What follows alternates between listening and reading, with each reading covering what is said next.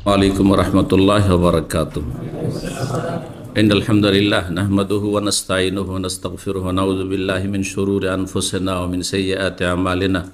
मन यहदिहिल्लाहु फला मुदिल्ल लहु व मन युद्लिल फला हादिय लहु व अशहदु अन ला इलाहा इल्लल्लाहु वहदहु ला शरीका लहु व अशहदु अन्ना मुहम्मदन अब्दुहु व रसूलुहु सल्लल्लाहु तआला अलैहि व अला आलिहि व सहबिहि व सल्लम तस्लीमन कसीरा।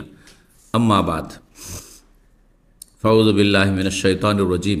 बिस्मिल्लाहिर्रहमानिर्रहीम। सुब्हानल्लज़ी अस्रा बिअब्दिही लैलन मिनल मस्जिदिल हराम इलल मस्जिदिल अक़सा अल्लज़ी बारकना हौलहु लिनुरियहु मिन आयातिना इन्नहु हुवस-समीउल बसीर।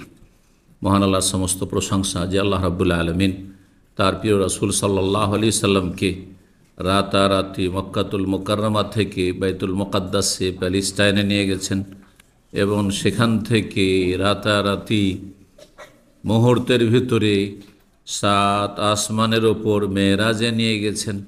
আর তারপরে সেখানে বিভিন্ন অসাধারণ দৃশ্য আল্লাহ রাব্বুল আলামিন তাকে দেখিয়েছেন, জান্নাত জাহান্নামের দৃশ্য ইত্যাদি।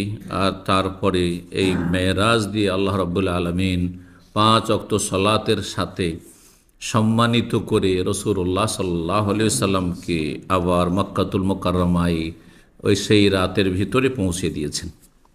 অসাধারণ বিষয় এটি। আজকের এই বিষয়বস্তু হচ্ছে মেরাজ থেকে শিক্ষা। 17টি শিক্ষা আলোচনা করব। এই মেরাজের ঘটনা থেকে 17টি দর্স বা শিক্ষণীয় বিষয় নিয়ে আলোচনা করব, যেটি অত্যন্ত গুরুত্বপূর্ণ বিষয়।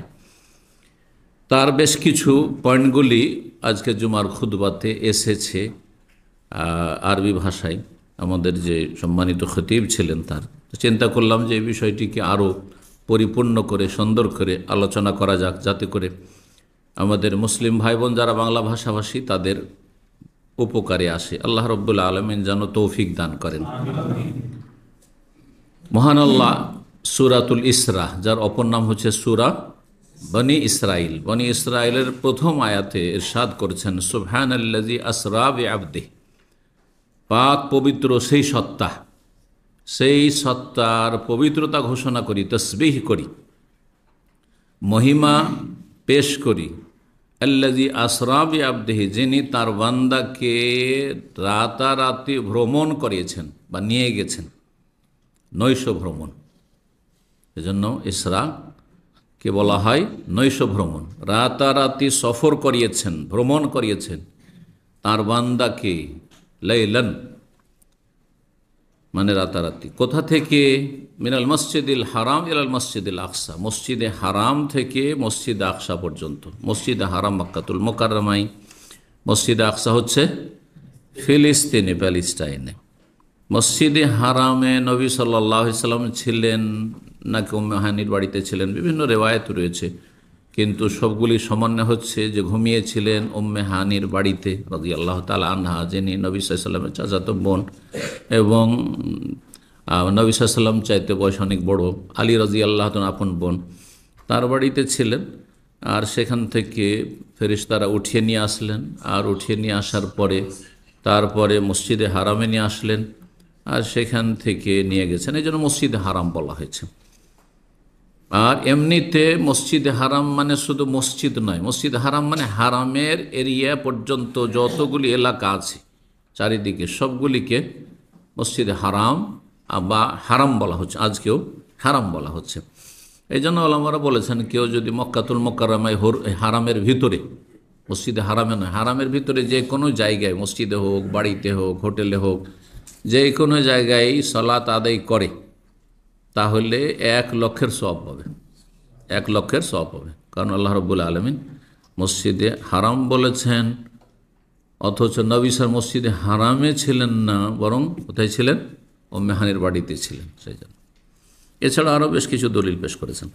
এটাই বেশি শক্তিশালী মত। তবে আরেকটি মত হচ্ছে না, 1 লক্ষ সওয়াব পেতে হলে মসজিদে হারামের জামাতে পড়তে হবে, দ্বিতীয় মত। এটা শেখ ইবনে বাজ রাহিমাহুল্লাহ প্রাধান্য দিয়েছেন, অনেক গবেষক ওলামারা, যে প্রথম যে মতটি বললাম, যে মসজিদে হারাম বলতে হুদুদে হারাম, হারামের সীমানার ভিতরে যে কোনো জায়গায় আপনি সালাত আদায় করেন, যে কোনো মসজিদে আপনি সালাত আদায় করেন। হ্যাঁ, আপনি 1,00,000-এর সওয়াব পাবেন। তবে মসজিদ হারামের আরও অতিরিক্ত ফজিলত রয়েছে, বড় জামাত, হ্যাঁ, মুবারক জায়গা ইত্যাদি।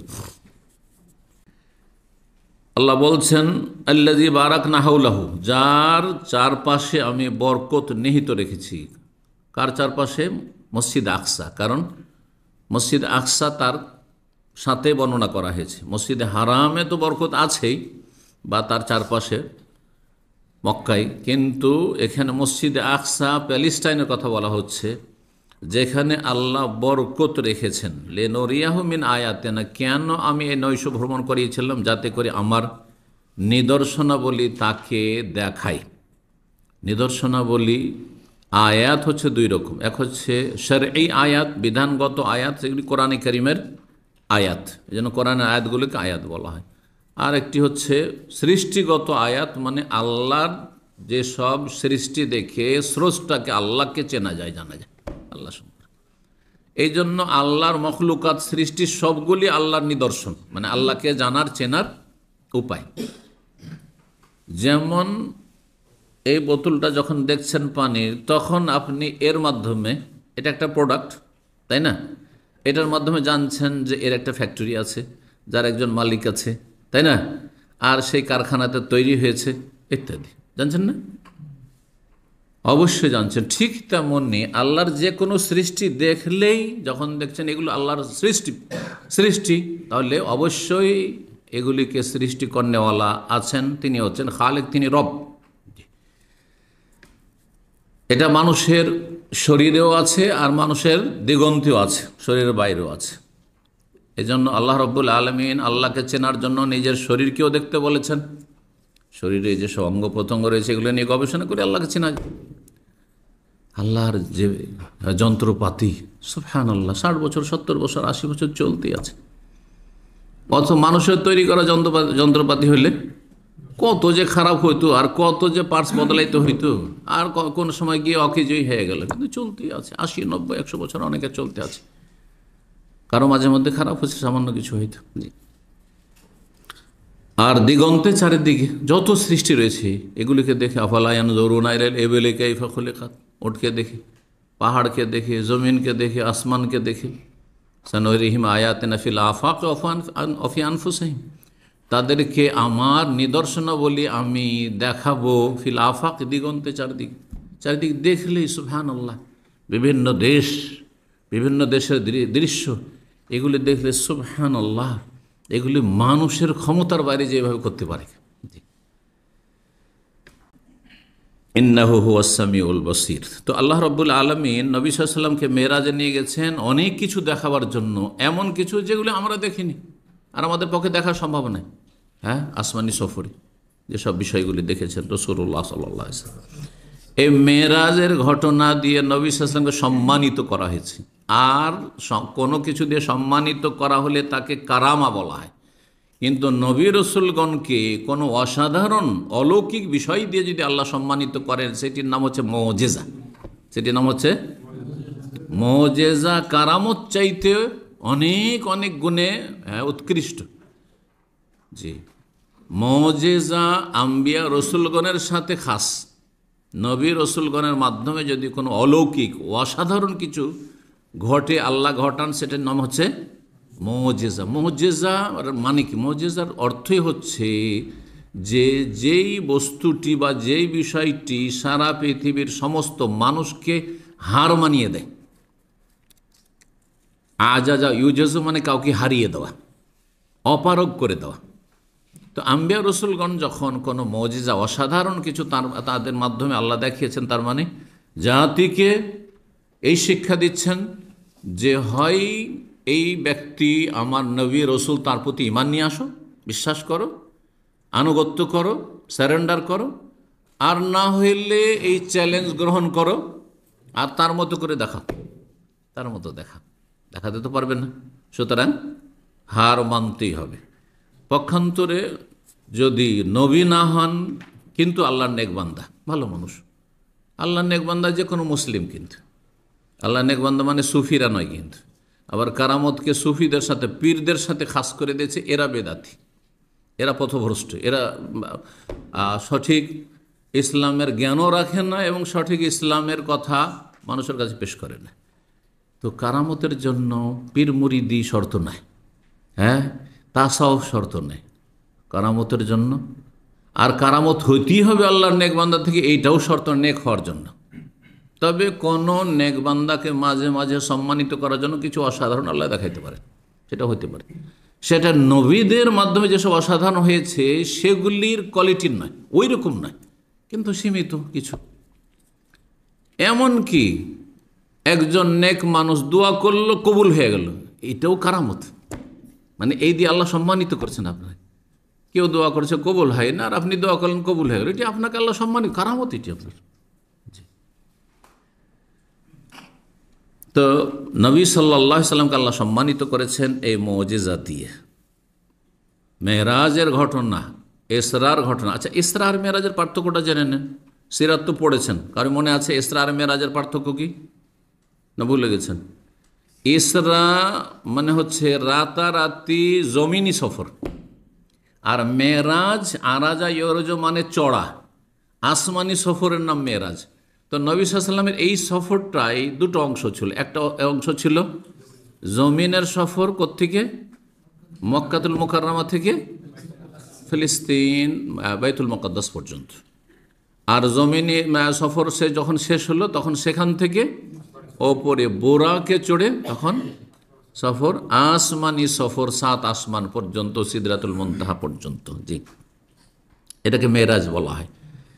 মেরাজ মানে সিঁড়ি, আরাজায় আরজ মানে চড়া, এখান থেকে মেরাজ নামকরণ হয়েছে। আর ইসরা মানে নৈশ ভ্রমণ, রাতের ভ্রমণ ছিল, সেজন্য তার নাম হচ্ছে ইসরা। তো নবী সাল্লাল্লাহু আলাইহি ওয়াসাল্লামকে আল্লাহ মেরাজে নিয়ে গেছিলেন। উদ্দেশ্য কি? মূল উদ্দেশ্য হচ্ছে নবী সাল্লাল্লাহু আলাইহি ওয়াসাল্লামকে বড় বিপদের সময়, শোকের সময়, দুঃখ কষ্টের সময় সান্ত্বনা দেওয়া।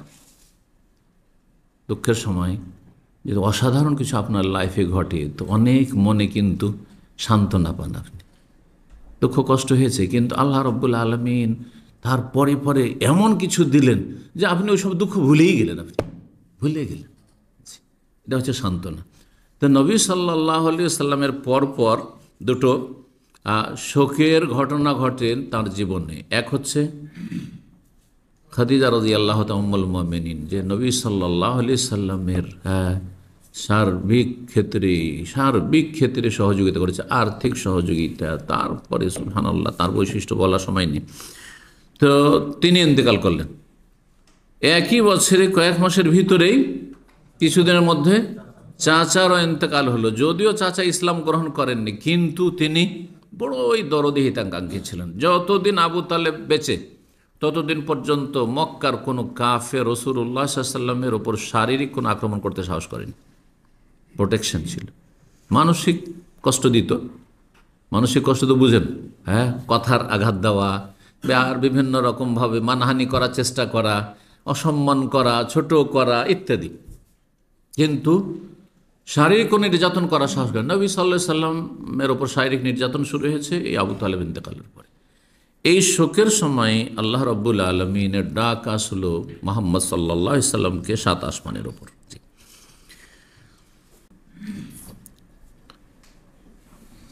এই মুজিজা মেরাজ, এই মেরাজ থেকে 17টি শিক্ষা এখন শুরু করি, সময় এগিয়ে চলে যাচ্ছে। প্রথম শিক্ষা হচ্ছে যে এই মুজিজা, এই যে মেরাজের ঘটনা দিয়ে নবী সাল্লাল্লাহু আলাইহি ওয়াসাল্লামকে আল্লাহ সম্মানিত করেছেন। নবী সাল্লাল্লাহু আলাইহি ওয়াসাল্লাম এটি বিশেষ মুজিজা, এবং এইটি ছিল আপনার অসাধারণ ঘটনা, কোনো সাধারণ ঘটনা নয়, সশরীরে ছিল, অসাধারণ ঘটনা ছিল। আর আমরা এটাকে বিবেক দিয়ে উপলব্ধি করতে পারবো না। এটাকে বিবেক কবুল করে যে রাতারাতি, এক মাসের রাস্তা এদিকে জমিনি সফর, উটের পিঠে যদি যাওয়া হয় তো মক্কা থেকে শাম দেশ প্যালেস্টাইন যেতে 1 মাসের পথ, রাতারাতি কিছুক্ষণের মধ্যে সফর হয়ে গেল। আর তারপরে 7 আসমানের ওপর সফর, এক আসমান থেকে, এক আকাশ থেকে আরেক আকাশ, 500 বছরের রাস্তা, সাধারণ রাস্তা।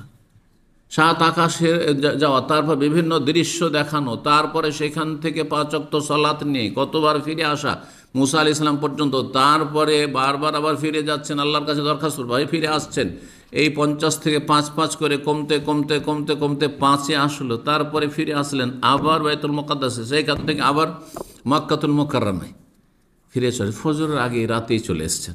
কোনো কোনো রেওয়ায়েতে যেসব কথা রয়েছে আল্লাহ জানেন, সেগুলি সহি হলেও অসুবিধা নেই, আর সহি না হলে অসুবিধা, যে অজু করে গেছেন, অজুর পানি বইতেই আছে, ইত্যাদি ইত্যাদি সব বলা হয়েছে। বিছানা গরম হয়ে আছে, সেগুলো যদি নাও হয় তো রাতের ভিতরে, রাত আর কত ঘন্টা হয়, রাতের ভিতরে, এশা থেকে নিয়ে ফজরের ভিতরে সব কিছু হয়ে গেছে। তো এটি হচ্ছে এমন একটি বিষয় যেটি গায়বী বিষয়, অদৃশ্য বিষয়, যেটি আমরা পার্থিব দৃষ্টিকোণ থেকে উপলব্ধি করতে পারবো না, কিন্তু আমাদেরকে বিশ্বাস করতে হবে। আমাদের ঈমান যে রাসূলুল্লাহ সাল্লাল্লাহু আলাইহি ওয়াসাল্লামের মেরাজ হয়েছে, এবং সেটি হচ্ছে মুজিজা, অলৌকিকত্ব, অসাধারণ ঘটনা। 2 নম্বর ফায়দা বা শিক্ষা, সেটা হচ্ছে যে রাসূলুল্লাহ সাল্লাল্লাহু আলাইহি ওয়াসাল্লামের মেরাজের কথা যেখানে আল্লাহ বর্ণনা করেছেন কোরআনে কারিমে, সেখানে নবী সাল্লাল্লাহু আলাইহি ওয়াসাল্লামের নাম বলেননি, বলেননি যে সুবহানাল্লাযী আসরা বে মুহাম্মাদিন সাল্লাল্লাহু আলাইহি ওয়াসাল্লাম, বলেননি যে আসরা বে রাসূলিহি সাল্লাল্লাহু আলাইহি ওয়াসাল্লাম, আসরা বে নবীহি, নবী বলেননি, রসুল বলেননি, নামও বলেননি। কি বলছেন? বে আবদিহি, তার বান্দাকে নিয়ে গেছেন। কেন? নাম বলা, নবী বলা, রসুল বলা, এর চাইতে বড় বান্দার জন্য, একজন মানুষের জন্য সবচাইতে বড় মর্যাদার বিষয় হচ্ছে আল্লাহর গোলামি, আল্লাহর উবুদিয়ত। আল্লাহর যে যত বেশি অনগত গোলাম হইতে পারবে, সে তত বেশি দুনিয়া আখিরাতে সম্মানিত। আমাদেরকে আল্লাহ রাব্বুল সৃষ্টি করেছেন তার গোলামি করার জন্য, তার অবুদিয়তের জন্য। ওমা খালাকতুল জিন্না ওয়াল ইনসা ইল্লা লিয়াবুদুন, মানুষ এবং জিনের সৃষ্টির উদ্দেশ্য হচ্ছে অবুদিয়ত, যে আপনি আল্লাহর কাছে গোলামি প্রকাশ করবেন। গোলাম যিনি, তিনি যত বেশি মালিকের সামনে, মনিবের সামনে অনগত হবেন, যত বেশি তিনি শীর্ণত করবেন, তত বেশি আদর পাবেন, ভালোবাসা পাবেন, সম্মান পাবেন। তো একজন মানুষের জন্য, এখান থেকে শিখে, একজন মানুষের জন্য সবচেয়ে বড় মর্যাদার বিষয় হচ্ছে আল্লাহর গোলামি করা। এই জন্য আল্লাহ রাব্বুল আলামিন আসরা বি আবদিহি বলেছেন। এবং শুধু এই মেরাজের ক্ষেত্রে নয়, আরও বেশ কিছু গুরুত্বপূর্ণ ক্ষেত্রেও নবী সাল্লাল্লাহু আলাইহি ওয়াসাল্লামের নাম আল্লাহ উল্লেখ করেননি, সেখানেও আবদ, গোলাম বলেছেন। একটি গুরুত্বপূর্ণ ক্ষেত্র হচ্ছে যে নবী রসুল পাঠাবার উদ্দেশ্য হচ্ছে আল্লাহর দিনের দাওয়াত, আল্লাহর দিনের দিকে আহ্বান করা, জান্নাতের দিকে আহ্বান করা, দাওয়া ইলাল্লাহ। দাওয়াতের বিষয় যেখানে এসেছে সেখানেও বান্দা বলেছেন। ওয়ান্নাহু লাম্মা কামা আবদুল্লাহ ইয়াদউহু কাদু ইয়াকুনুনা আলাইহি লিবাদা, সূরা জিনের আয়াত নম্বর 19। লাম্মা কামা আবদুল্লাহ, যখন আল্লাহর বান্দা দাঁড়ালেন দাওয়াত দেওয়ার জন্য, দাওয়াত দেওয়ার জন্য, যখন দাওয়াত দিতে লাগলেন মক্কার কাফেরদেরকে, তায়েফের কাফেরদেরকে, তখন তারা একবারে ঝাঁপিয়ে পড়লো, মনে হচ্ছে খেয়ে ফেলবে, মেরে ফেলবে। তো আবদুল্লাহ এখানে বলেছেন দাওয়া ইলাল্লাহর কাজ বড় মর্যাদার কাজ, এটি হচ্ছে আম্বিয়া রাসূলগণের পেশা। এই পেশা যদি কাউকে দেওয়া হয় তো আল্লাহর শুকরিয়া আদায় করা উচিত বিশেষভাবে তাকে, যে সবচাইতে পৃথিবীতে সম্মানজনক মর্যাদা হচ্ছে, দুনিয়াতে আপনার মূল্যায়ন হোক আর নাই হোক, সবচেয়ে বড় সম্মান ইজ্জত হচ্ছে যে আপনি দাওয়াতি কাজে নিজেকে নিয়োজিত রেখেছেন। সেটা জরুরি নয় যে আপনাকে মানে দায়ী হিসাবে পরিচিত হইতে হবে, যেমন আমরা, এরকম জরুরি নয়। জরুরি নয় যে আপনি দুনিয়ার কোনো কাজ করেন, ব্যবসা বাণিজ্য করতে পারবেন না, কিন্তু প্রতিদিন কিছু সময় যেন দিনের খেদমতে আপনি ব্যয় করেন, দাওয়ার কাজ ব্যয় করছেন। কিছু লোককে জাহান্নাম থেকে উদ্ধার করার চেষ্টা করছেন, কিছু মানুষকে জান্নাতের রাস্তা লাগাবার চেষ্টা করছেন, কিছু লোকের ভুল ধারণা দূর করার চেষ্টা করছেন, কিছু লোক আল্লাহ সম্পর্কে ভুল আকীদা রাখে, রাসূল সম্পর্কে ভুল আকীদা রাখে, আকীদায় তাদের গলত আছে, ইবাদত বন্দেগীতে ভুল ত্রুটি আছে, আখলাক চরিত্রে তাদের বিভিন্ন পাপ আছে, সেগুলি থেকে সংশোধনের চেষ্টা করে যাচ্ছে, যদিও সামান্য কিছু হোক না কেন, সামান্য কিছু হোক না কেন। এটা বড় সম্মানজনক স্থান বা মর্যাদা। আল্লাহ রাব্বুল আলামিন যেন আমাদেরকে সকলকে তৌফিক দান করেন। জি, আপনি দিনের কাজে যত লেগে থাকবেন তত আল্লাহর কাছে সম্মানিত হবেন। এইরকমই আল্লাহ রাব্বুল আলামিন কোরআনে কারীম নাযিল করেছেন, এর মাধ্যমে কত মানুষ সঠিক রাস্তা পেয়েছে। যদি আল কোরআন নাযিল না হইতো তো মানুষ ওয়াইন কানু মিন ক্বাবলু লাফি যালালিম মুবিন, 1400 বছর আগে এত পথভ্রষ্ট ছিল, এত গুমরাহ ছিল, তাহলে আজ পর্যন্ত যদি এই ইসলাম, এই কিতাব না আসতো কোরআনে কারীম, তার কি অবস্থা হইতো? মানবতার কি অবস্থা হতো? সারা পৃথিবী অন্ধকারে, পাপের অন্ধকারে ডুবে থাকতো। তো কোরআনে কারীম যেখানে নাজিল করার কথা আল্লাহ বলেছেন, সেখানেও বান্দা বলেছেন, সেখানে নবী, রসুল বা মুহাম্মদ বলেননি। আল্লাহ বলছেন সূরা কাহফের প্রথম আয়াতে, আলহামদুলিল্লাহিল্লাযী আনজালা আলা আবদিহিল কিতাবা ওয়া লাম ইয়াজআল লাহু ইওয়াজা। আনজালা আলা আবদিহিল, কে তার বান্দার উপর কিতাব নাজিল করেছেন। তারপরে সূরা ফুরকানের আয়াত রয়েছে, তাবারাকাল্লাযী নাযালাল ফুরকানা আলা আবদিহি, ফুরকান নাজিল করা আবদ, বান্দার উপর, বান্দা বলেছেন কোরআন নাজিলের ক্ষেত্রে। এইরকম ওহী, কোরআন কি? ওহী। হাদিস কি? ওহী। আর ওহীর বিধান হচ্ছে আল্লাহর আদেশ নিষেধ। ওহীর বিধানই হচ্ছে আল্লাহর আদেশ নিষেধ। ওহী নাজিলের করার কথা যেখানে এসে সূরা নাজমের আয়াত নম্বর 10, সেখানে আল্লাহ, সেখানেও বান্দা বলে, সেখানে মুহাম্মদও বলেননি, সেখানে রসুল আর নবীও বলেননি। কি বলছেন? ফাওহা ইলা আবদিহি মা আওহা। আল্লাহ ওহী করেছেন, হ্যাঁ, তার বান্দার ওপর যা কিছু ওহী করার। আওহা ইলা আবদিহি। এইরকমই সূরা সাফফাতের আয়াত 172 সমস্ত নবী রসুলগণকে যে রসুল করে প্রেরণ করেছেন, যেমন কোরআন দিয়ে মানুষ হেদায়েত হয়েছে, তেমন নবী রসুলের মাধ্যমে যুগে যুগে মানুষ হেদায়েত হয়েছে, সঠিক পথ পেয়েছে। তাদের সম্পর্কে আল্লাহ বলছেন, ওয়ালাকাদ সাবাকাত কালিমাতুনা লিইবাদিনাল মুরসালিন, আমার অগ্রিম ঘোষণা হয়ে আছে আমার রসুল যারা বান্দা তাদের সম্পর্কে, লিইবাদিনা, আমার সেই বান্দাদের সম্পর্কে যারা প্রেরিত রসুল। বান্দা বলেছেন আল্লাহ রাব্বুল, ইবাদ বলেছেন, ইন্নাহুম লাহুমুল মানসুরুন, যে তাদেরকে অবশ্যই সাহায্য করা হবে, তারা অবশ্যই সাহায্য প্রাপ্ত হবে। আল্লাহ গ্যারান্টি দিয়েছেন, নিশ্চয়তা দিয়েছেন, যাদের কান্না নবী রসুল করে পাঠিয়েছে তাদেরকে অবশ্যই সাহায্য করবেন। হক বাতিলের লড়াই শেষ পরিণাম আম্বিয়া রসুলগণ এবং তাদের দলের লোকেরাই সাহায্য পেয়েছে। সেটা মাঠে ময়দানে লড়াইয়ের মাধ্যমে, যেমন মক্কা বিজয় হলে নবী সাল্লাল্লাহু আলাইহি সাল্লাম, অথবা কাফেরদেরকে আসমানি জমিন গজব দিয়ে ধ্বংস করে, যেমন আগের নবী রসুল যারা অবাধ্য কাফের তাদেরকে, যেমন নূহ আলাইহিস সালামের জাতিকে যেমন ধ্বংস করেছিল, লূত আলাইহিস সালামের জাতিকে আল্লাহ ধ্বংস করেছেন, তারপরে এই সামুদ আদ এদেরকে ধ্বংস করেছে। এইভাবে 3 নম্বর শিক্ষা এই মেরাজের ঘটনা থেকে, যে আল্লাহ রাব্বুল আলামিন ইচ্ছা করলে তো মক্কা থেকে সরাসরি উপর দিয়ে নিয়ে চলে যেতেন। হ্যাঁ, মক্কা থেকে জমিনে 1 মাসের রাস্তা ফিলিস্তিন, ওইখানে বাইতুল মুকাদ্দাস কেন নিয়ে গেলেন?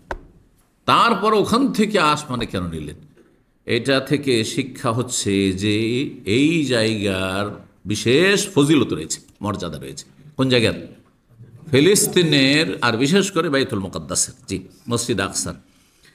এটি হচ্ছে নবীদের ভূমি, অধিকাংশ নবীদের মাতৃভূমি। যাদের কথা কোরআন এখানে বর্ণনা করে 25 জন নবীর, অধিকাংশ নবীদের মাতৃভূমি হচ্ছে প্যালেস্টাইন। অল্প কিছু নবী হয়তো ইরাকে পাবেন, আর আরব দেশে পাবেন। এখানে যেমন আরব দেশে যদি দেখেন তো একজন নবী সালেহ আলাইহিস সালাম কোথায়? হ্যাঁ, মদিনা থেকে তাবুকের দিকে যেতে আল ওলা, জি, এখানে সমুদ জাতি বসবাস করতো, সেখানে সালেহ আলাইহিস সালাম পাঠিয়েছেন। আর হুদ আলাইহিস সালাম পাঠিয়েছেন আদ সম্প্রদায়ের জন্য, সেটা হচ্ছে ওমান আর ইয়ামানের বর্ডার, ওই এলাকায়, জি, ওই দিকে এটা পাঠিয়েছেন। তো আরব জগতে আর মুহাম্মদ সাল্লাল্লাহু আলাইহি ওয়াসাল্লাম, 3 জন নবীর কথাই পাচ্ছি। আর বাকি সমস্ত নবী, হ্যাঁ, নূহ আলাইহিস সালামের কথা এরাকে বলা হচ্ছে, কিন্তু ইব্রাহিম আলাইহিস সালাম থেকে, ইব্রাহিমের পরে মুসা, ঈসা, জাকারিয়া, ইয়াহিয়া, ইউসুফ, আইয়ুব, ইউনুস, সবগুলি দেখবেন যে ফিলিস্তিন।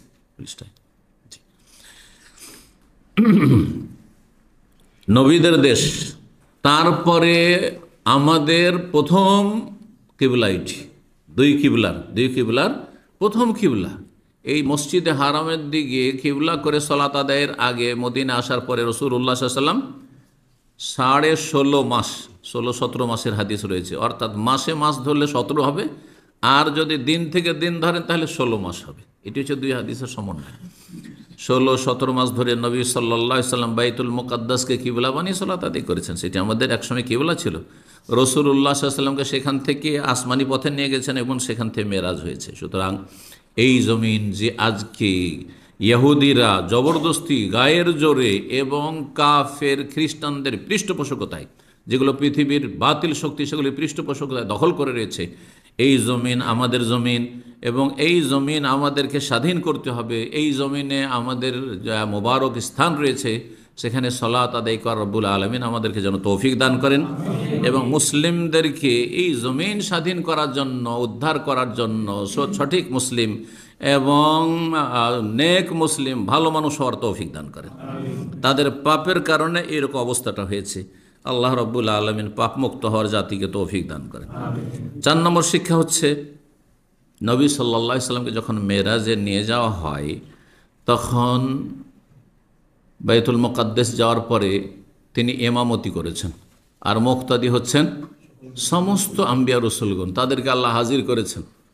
মুক্তাদি হলেন সমস্ত নবী রসুলগণ, অথচ নবী রসুলগণ সবাই আগে এসেছেন নবী সাল্লাল্লাহু আলাইহি সাল্লামের। আর শেষ নবী হলেন ইমাম। এর মাধ্যমে কি শিক্ষা দেওয়া হয়েছে? যে সমস্ত নবীর শ্রেষ্ঠ নবী হচ্ছেন মুহাম্মদ সাল্লাল্লাহু আলাইহি সাল্লাম। এবং আর একটি শিক্ষা রয়েছে যেটা এখানে উল্লেখ করে দেওয়া ভালো হবে, সেটা হচ্ছে যে এতদিন পর্যন্ত নেতৃত্ব বনি ইসরাইলদের হাতে ছিল। এই জন্য মুসা আলাইহিস সালামের যুগের কথা কোরআনে কারিমে যেখানে বর্ণনা করা হয়েছে, বনি ইসরাইল সম্পর্কে আল্লাহ একাধিক আয়াতে বলেছেন ফাদ্দালনাহুম আলাল আলামিন, বিশ্ব জগতের তাদেরকে আমি শ্রেষ্ঠত্ব দিয়েছি। এই যে শ্রেষ্ঠত্ব দেওয়া হয়েছিল বনি ইসরাইলকে, মুসা আলাইহিস সালামের কওমকে, সেই শ্রেষ্ঠত্ব নেতৃত্ব তাদের কাছ থেকে ছিনিয়ে নিয়ে তাদের অযোগ্যতার কারণে নবী সাল্লাল্লাহু আলাইহি সাল্লামকে এবং তার উম্মতকে দিয়ে দেওয়া হয়েছে। আর তারপরে কোরআনের এই আয়াত নাজিল করে দেওয়া হয়েছে কুনতুম খায়রা উম্মাতিন উখরিজাত লিন-নাস, এখন তোমরা সবচেয়ে উৎকৃষ্ট উম্মত, তোমাদেরকে মানব জাতির কল্যাণের জন্য পৃথিবীতে আনা হয়েছে। দেখেন আয়াত, দেখেন দুটি কোরআনের আয়াত। এক জায়গায় আল্লাহ বলছে ফাদ্দালনাহুম আলাল আলামিন, বিশ্ব জগতের ফজিলত দিয়েছি, শ্রেষ্ঠত্ব দিয়েছি কাকে? বনি ইসরাইলদেরকে, মুসা আলাইহিস সালামের জাতিকে। আর এখানে বলছে কুনতুম খায়রা উম্মাত। তাহলে কোরআনে কি দ্বন্দ্ব আছে? দ্বন্দ্ব নেই, সমন্বয় হচ্ছে এটি যে সেই যুগে তাদেরকে শ্রেষ্ঠত্ব দেওয়া হয়েছিল, কারণ তখন এই শেষ উম্মত আসেনি, শেষ নবীও আসেননি, তো শেষ উম্মত আসেনি, তখন তারা সবচেয়ে শ্রেষ্ঠ ছিল। কিন্তু যখন তারা অযোগ্যতার প্রমাণ দিল, তারা যখন অসৎ হয়ে গেল, তারা যখন বিভিন্ন অন্যায় লিপ্ত হলো, তখন তাদের কাছ থেকে আল্লাহ রাব্বুল আলামিন ধর্মীয় নেতৃত্ব কেড়ে নিয়ে, ধর্মীয় রাষ্ট্রীয় নেতৃত্বের কথা এখানে বলা হচ্ছে না, ধর্মীয় নেতৃত্ব কেড়ে নিয়ে কাকে দিয়ে দিলেন? মুহাম্মদ সাল্লাল্লাহু আলাইহি ওয়াসাল্লাম এবং তার উম্মতকে। মুহাম্মদ সাল্লাল্লাহু আলাইহি ওয়াসাল্লাম দুনিয়া থেকে গেলেন, খলিফা হলেন আবু বকর, ওমর, ওসমান, আলী। দেখেন পৃথিবীর নেতৃত্ব 1000 বছর পর্যন্ত মুসলিমদেরকে আল্লাহ নেতৃত্ব দিয়ে রেখেছেন। পৃথিবীতে নেতৃত্ব ছিল। আজকে যেমন খ্রিস্টান জগতে নেতৃত্ব পৃথিবীতে চলছে, হ্যাঁ, সেটা পরোক্ষভাবে হোক আর প্রত্যক্ষভাবে, আসলে পৃথিবীতে নেতৃত্ব কার চলছে? খ্রিস্টানদের চলছে। জি, অস্বীকার করার কিছু নেই। সেটা হয় সরাসরি যেমন খ্রিস্টান দেশগুলি, আর না হলে পরোক্ষভাবে ইনডাইরেক্ট মুসলিম দেশে তাদের যে সব আইডিওলজি রয়েছে, তাদের যে আপনার নীল নকশা রয়েছে, সেগুলি চাপিয়ে দেওয়ার চেষ্টা করছে। তার একটি হচ্ছে এই লিঙ্গ পরিবর্তন, এই সমকামিতাকে বৈধতা দেওয়া, তো ইত্যাদি ইত্যাদি, এই যতগুলি রয়েছে, গণতন্ত্র, কোথায় আসলে চাপিয়ে দেওয়া এগুলি। আর আমাদের দুর্বলতার কারণে এগুলো সব ধীরে ধীরে ধীরে ধীরে একটা একটা করে আমরা মেনে নিচ্ছি, আমাদের শাসকরা মেনে নিচ্ছে। আল্লাহর সঠিক বুঝ দান করুন। তো নেতৃত্ব তাদের কাছ থেকে ছিনিয়ে নিয়ে ধর্মীয় নেতৃত্ব আল্লাহ দিয়েছেন এই উম্মতকে, 1000 বছর পর্যন্ত দিয়ে রেখেছেন। কিন্তু যখন আমরাও অযোগ্যতার প্রমাণ দিয়েছি, পাপে ডুবে যাওয়ার কারণে, আমরা এই দিন থেকে সরে যাওয়ার কারণে, তখন আমাদের থেকে আল্লাহ রাব্বুল আলামিন কিছু সময়ের জন্য শাস্তি দেওয়ার জন্য ছিনিয়ে নিয়েছেন। ছিনিয়ে নিয়ে কাফেরকে দিয়ে দিয়েছেন, তাদেরকে দিয়ে একটু শাস্তি করে দেব। আমরা যদি ফিরে আসি, আল্লাহ কোরআন বলছেন ওয়াইন উদ্তুম উদনা, তোমরা ফিরে আসো, আমিও তোমাদের নেতৃত্ব নিয়ে আবার ফিরে আসো।